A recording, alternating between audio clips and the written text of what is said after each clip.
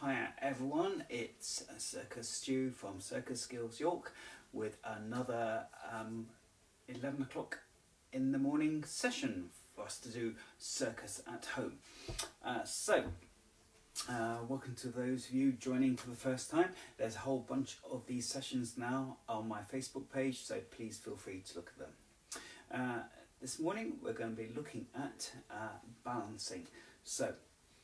And balancing of objects mainly, but we're going to have a go at some warm-up exercises with some balancing of ourselves. Okay, so let's just turn the music up a slight bit, and I want you to have a go. You can see me. Try standing on one leg to start with. Okay, we're going to shake our hands a bit as well. Do some movements with our hands. See if that makes it harder, and then try balancing on the other leg, and again try moving your arms, see if that you can keep your balance while doing that. Lift up to the top, lift down. Okay, good. Now we're gonna try and balance on tiptoes. Tiptoes is a bit harder. Try now crouching but staying on your tiptoes, and then up again. So you can be a bit wobbly doing that. Now let's try doing tiptoes on one leg. You'll find that a lot harder, and that's because we're balancing. Let's try it on the other leg. We're balancing on a much smaller area. It just makes it harder. Okay, and that's an important thing to realise. Now when we're balancing, whether it be ourselves or objects, the area of contact we have with whatever we're balancing on matters. So let's have a go just balancing on one leg again, but this time try crouching down. Now this is quite hard work on the muscles on your leg. Try going up again. Might feel pulling on muscles around about here as you do it. So go carefully when you do it. So lift the other leg and try crouching down a bit. Don't overstrain yourself, and back up again. Good. Right, so let's have a go at balancing some objects. But first we need to learn, let's turn the music down a bit, about the centre of gravity, okay, or centre of mass. So all objects have a central point that you can define as where, if you were to hold it at that object, they would balance. So for instance, if I have a stick here, this is a, if I come a bit closer you'll see, this is nice even symmetry in this stick. The weight's distributed evenly along it, but the centre, and so therefore the centre of gravity of this stick is right in the middle. If we find that point, we can balance it. Okay, let's take a different object that isn't uniform in shape like that one was. So for example, here we have a wooden spoon. So if I went for a halfway point, would find, oh, that's not the balance point. So because this spoon area has more weight, we have to find the balance point, and it's part way along. It's not in the middle. So some objects, the centre of gravity isn't in the middle. So you have to be aware of that when we're coming to balance things, okay? So you, if you want to pause the video and go and find some objects such as wooden spoons, pens, you might have some sticks, you might even have the flower stick handles from before, then feel free to do that, and then you can set it going again. Right, so centre of gravity, talked about that, and it's not always obvious where that centre of gravity is. So here's another non-obvious one. So this happens to be a juggling club. It's certainly not in the middle, as you can see. For this juggling club, it's roughly around about there. One of the interesting things to find the centre of gravity of objects sometimes, if you spin it, and if you look very carefully at where it's spinning on a central point, that is the actual centre of gravity. So I don't know if you can see that it's spinning centrally, roughly round about there. So that is the centre of gravity. So that's one way certainly people, jugglers, will use sometimes to see where the centre of gravity of this object is. So here's a slightly different version of this club. This happens to be a fire club.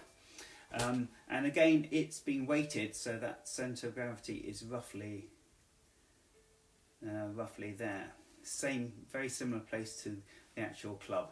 So it's been weighted appropriately. So if I spin this and look at that rough point, you should see it spins quite happily just on that point. Okay, it's enough of centre of gravity. Another thing that affects balance is the length of the object. Okay, the shorter the object, so let me get a pen here. It's not a very good one. Okay, the shorter the object, the harder it tends to be to balance it. So when you're choosing an object, the shorter it is, the harder it is to balance. You may experiment yourself, and you'll find that this is great. Oh, just shout out hello to Saffron who's watching. Nice to see you there. So pens are really tricky. They don't look particularly impressive when someone's balancing them. So if you see someone balancing it, you think, whoa, they're doing a great job. In fact, I'm cheating here because I've got it stuck between my fingers. But if you see someone balancing a pen, you think, oh, that's not very clever. But actually, it's a hard trick to learn. What looks more impressive is balancing long objects. So here is a big tube. Come back a bit so you can see it all. Balance it on my hand quite happily there. And it's actually very easy compared with the shorter object. And that's because the heavier the object, the more inertia it has. So in science, we often talk about inertia. It's a measure of how much force you have to put into something to make it move. The larger the object, the heavier the object, the more force you have to put in to make it move. This pen is very light. You need little force for it to go woof, gone. Much harder with that because it needs more force. So, and this tube in particular is relatively easy to balance because its base is quite large. So when I put it in my hand, there's a lot of surface contact, which makes balancing objects easier. So if I get something that's sort of it's a bit shorter, so here's a stick. If I try to balance this, this is easier than the pen, but harder than the cardboard tube. So when it comes to balancing objects, it's best to find the easiest one first. And one of the easiest ones is a peacock's feather. Now some people might have peacock feathers in the house. If you don't, then try to get something like a big tube that's got a bit of weight, or a broom works really well, but you have the broom head at the top, okay, so you hold the thing. But if you're using a broom, it's always best to do it outside. Because you could easily, when you drop these objects, you can knock things over, and we don't want to break things. Okay, so any large objects you're going to be trying, make sure there's nothing around you that's going to get broken. Very important safety tip. Okay, so the nice thing about a feather is that it's an unusual object because it's actually very light. Therefore, like the pen, doesn't need much force to make it fall, but feathers have these lovely little individual bits of the feather sticking out. They catch the air and cause air resistance. So the air resistance slows down the rate of fall, so that when you actually balance objects, come back here, you can see it a bit better. It makes it much easier because it falls slowly. So if I just let it fall, you'll see that's quite slow compared to, oof, it just falls straight away. So feathers are really good. I'll go back to here. Okay, so first exercise I want you to have a go at, now that you've decided on your object, is to stand upright and with one hand only, get ready, and you sort of let go and you look at the top, okay, look at the top of the thing and try and keep that balanced. You're allowed to move your feet, so if you find it falling that way, for instance, you can walk forward to try to correct the fall. And if you find it falling that way, then you can walk backwards. Okay? So this is always the first way to learn to balance something. Choose something big, reasonable weight, and you're allowed to move your hand and you're allowed to move yourself. Okay? So that's the first thing to do. Okay? Second, to make it a bit harder, is you plant your feet on the ground and you're not allowed to walk. So again, you get your object, put it on, and this time you only move your hand to help keep it balanced. So this is upping the level of difficulty, but it makes it more fun. Okay, especially when it starts going off and you go and you're having to lean and move your body to try and keep it going. So it's good exercise for doing stuff like that. Next exercise, okay. Number 3 is, this time you lock your arm in position, you're not allowed to move it, and you balance just by moving. So I actually find this a bit harder, because you're always tempted to move your hand, but in this situation you're moving your body to keep it in balance. But you might find that you'll get into a nice flow. So this isn't too bad, and you just find that nice balance point. Of course, this is much harder if I switch to a smaller object. Oh, it's really hard because it's just not the best object. So always go for that big object. So we've done the first one, which was you're allowed to move your hand and your feet. We've done the second one where we stand still and just move our hand. Third one, we're not moving our hand and we're just moving our feet to keep it balanced. So once you've done that, and you've got to that third stage where you can happily move around, you're ready, if you want to try to balance the object, say on your chin, or maybe your nose, or your forehead. So when you're doing this, if you're doing this inside, you have to be careful. You probably can't see it in this video, but I've just up here, I've got a light shade. I do not want to knock that, so be aware of where your light shades are and things that you might knock. But the idea is, you get the object, you put it on your chin, you try to get it upright, and then you try to balance it. Let me show you without. Of course, when you're balancing a big object like this, having a big area there actually makes it a bit harder. And I'm going to move to a smaller object here. The key is to getting it upright first, and then learning to move around as we did in the third exercise to keep it balanced. So that can provide a lot of entertainment. If you're doing it with an object that's hard to balance like this, it's going to make it even harder doing it on your chin or your nose or your forehead. The key thing to learning to balance with objects is looking at the top. Okay, If you look at the top, you can see whether it's which way it's falling and which way you have to move to correct it. Okay. You might want to have a go. So last week we made some flower sticks. You might want to have a go at balancing the flower stick on your hand. Now my flower stick is actually quite light, so it falls quite quickly. But you can see it is sort of possible. You can. Oh, this is going to be fun. Try to balance it on your chin.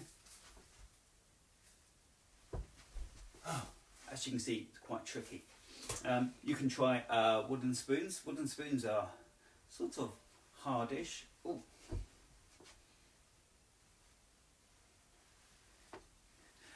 And if you have the objects that you're trying to balance, if you have the heavy bit at the top, that tends to make things a bit easier. Because if you watch now me trying to do this, you can see it's just falling. It's much harder. But if you have it the other way round, whoops, I'm not doing a very good job now.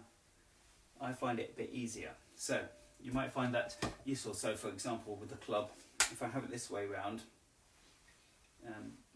actually it's not too bad because you've got a larger area there. But have it this way, smaller area here. I find that easier. So fix your eyes on the top and watch it. So those are things to try. If you, some of you may have spinning plates at home.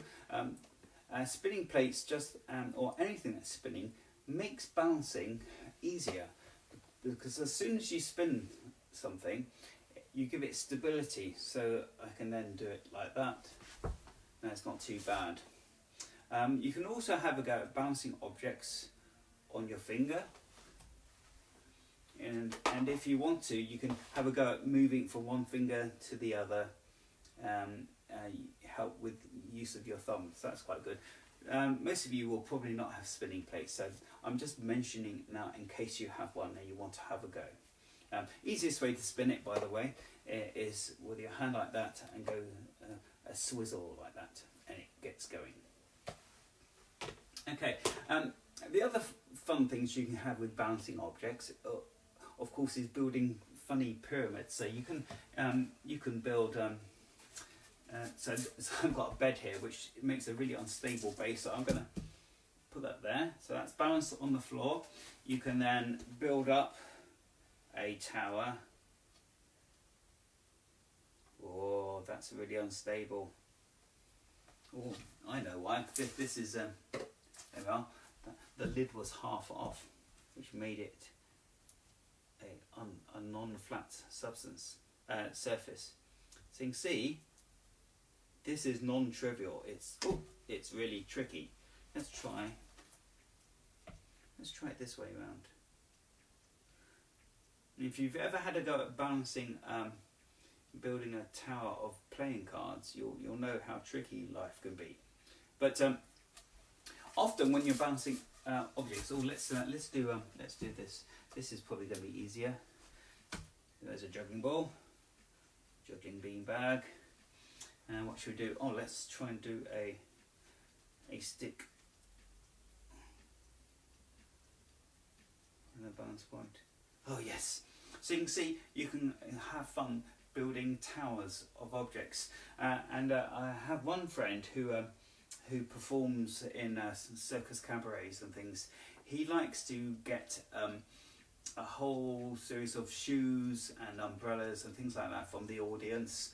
He often does it outside, the street performer, and he'll then he'll build a tower, and then he'll balance it on his chin, and then he'll balance it on. He'll build a tower of 3 or 4 objects, and then he'll stand on one leg, and then he'll for his finale he'll then keep, while balancing everything on his chin, he'll then lie down, still balancing on his chin, and then stand up again. So it's very impressive. Must have taken him a lot of time, because he never knows what objects the audience are going to give him, but he still manages to balance them. So you can have a lot of fun with balancing objects. It can be slightly frustrating because you do have to practice. You do have to get used to where an object moves. You have to get used to looking at the top. But try those exercises of number one, moving your hand and your feet. Number two, standing still, just moving your hand. And number three, keeping your hand locked and just moving your feet. So those exercises are really good, and especially that third one is really, really good at getting you to move your body so that you can then move on to balancing objects from your chin or nose or forehead. Okay, so that was balancing, part one. We might do some more balancing later on. I'm not quite sure what we're going to do tomorrow. We shall wait. You'll have to wait and see. Anyway, thanks for joining me, and I look forward to seeing you tomorrow. Same time, 11 o'clock. Bye.